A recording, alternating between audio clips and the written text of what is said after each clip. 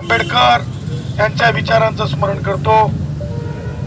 या प्रभागाचे मोठा काळ नगरसेवक राहिलेले NU सदावर्ते यांच्याही विचारांचं स्मरण करतो।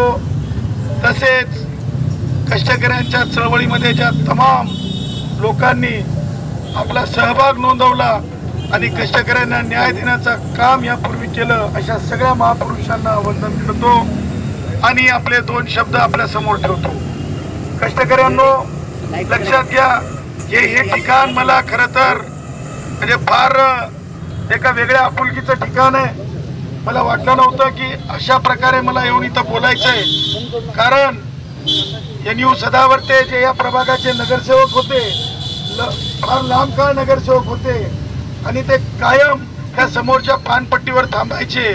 त्याच्यामुळे एका दुसऱ्या अर्थानं माझं जे हृदय आहे ते खरोखर भरून आलेलं आहे आणि खरंच सांगतो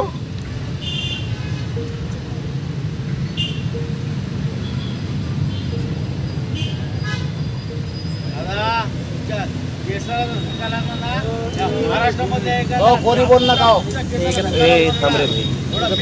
राहुल कोकाटे बोलायलो त्या केसाला धक्का लागू द्या, कापून टाकतो, कापून जे धक्का लावल त्याला।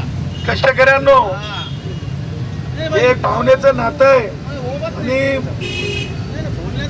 मला असं वाटतंय आज आपण महाराष्ट्र शासनाची परिस्थिती जर पाहिली, कोणताही स्वार्थ न ठेवता, कोणत्याही युनियन दुकान न मांडता, राजकीय पक्षाचा कोणत्याही मी सदस्य नसल्यामुळं एक गोष्ट तुमची जमेची आहे की कोणी तुम्हाला नाव ठेवू शकत नाही। ज्या प्रकारे वंदे मातरम मिशन असतंय, ज्या प्रकारे भारत जोडो मिशन असतंय, तसंच विलिनीकरण एक मिशन झालेलं आहे डंके की चोट पे आणि त्यामुळं तुम्हाला कोणीच नाव ठेवू शकत नाही आज महाराष्ट्रामध्ये।